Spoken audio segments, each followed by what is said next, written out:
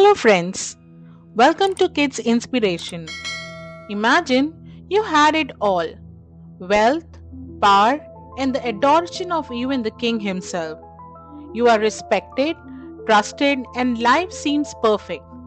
But what if, in just one moment, everything came crashing down? What if a single decision made in anger set off a chain of events that threatened to destroy all you have worked for? So today's story is of a remarkable merchant who rose to incredible heights but soon found himself betrayed by his own emotions. What caused his fall and how did he rise again? Stay with us as we unravel the fall and rise of a merchant. In a city called Ardhamana lived a very efficient and prosperous merchant. The king was aware of his ability and therefore made him the administrator of the kingdom. With his efficient and intelligent ways, he kept common man very happy, and at the same time he impressed the king on the other side. Such a person who can keep everybody happy is rarely found.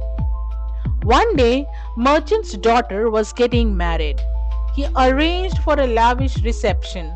The merchant not only invited the king and the queen, but he also invited the entire royal household and all respected people of the kingdom. During the reception, he ensured to provide his guests with the best of treatments. He gave out gifts to guests to show them respect for attending this wedding. A servant of the royal household who used to sweep the palace was not invited, but he attended the reception. He took a seat which was reserved for noble royals and not meant for common invitees. This made the merchant very angry. He caught him by the neck and ordered his servant to have him thrown out. The royal servant felt very insulted and could not sleep all night.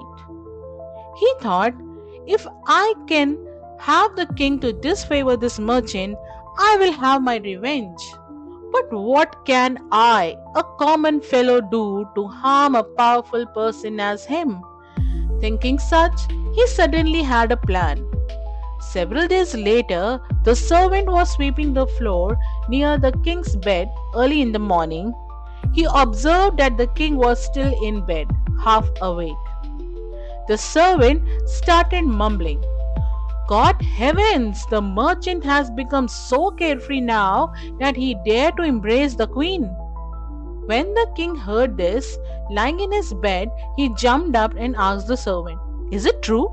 Have you seen the merchant embrace my queen yourself?" The servant at once fell at the king's feet. "Master, I was gambling all night. I feel drowsy for I didn't sleep last night. I don't know what I have been mumbling, but if I said anything improper, please forgive me." The king spoke no more, but the servant knew he had sowed the seed of distrust. The king thought, it can be true. The servant moves about the palace freely, so does the merchant. Is it possible that the servant has seen something? The king was troubled with jealousy.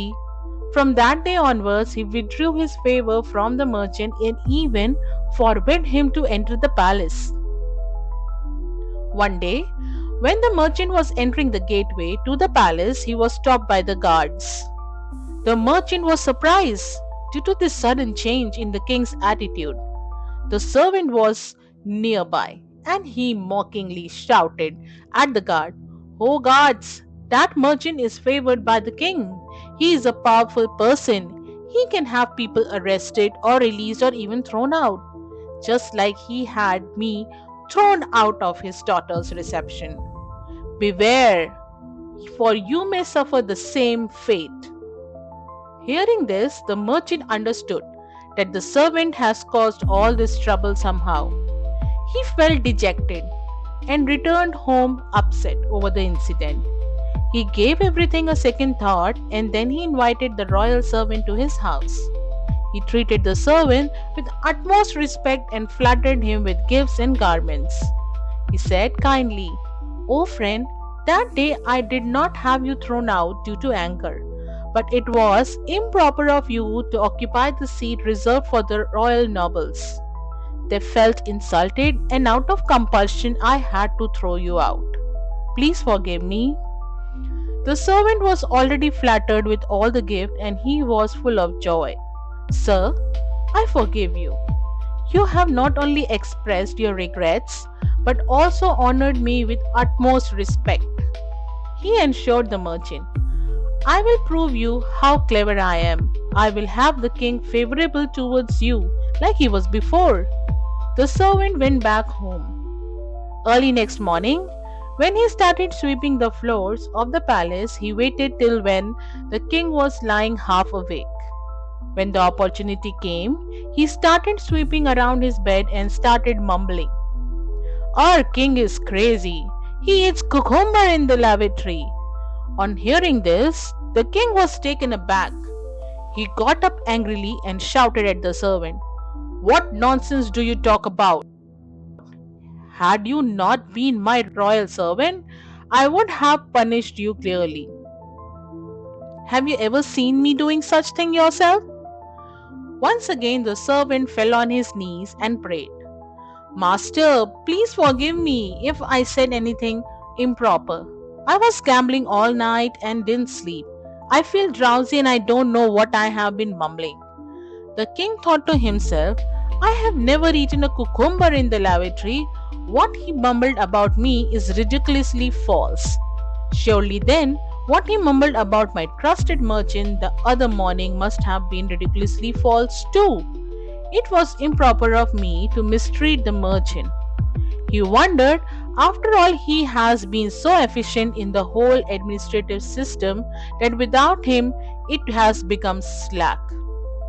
Thus, having considered carefully, the king invited the merchant to the palace and flattered him with gifts, jewels, and garments. He reappointed the merchant to his previously held position and favored his services as before. So, friends, what we learn from the story is first, treat everyone with respect, regardless of their status. A single moment of anger and disrespect can have far reaching consequences. Second, beware of letting jealousy and suspicion cloud your judgment. The king's reaction to servants' careless words nearly cost him a valuable ally. Third, forgiveness and humility can mend even the deepest wound. The merchant's decision to reconcile with the servant rather than seeking revenge restored his honor and position. Therefore, one should treat one and all, even the lowest, with respect. Thank you for watching. See you in next video. Till then, bye bye.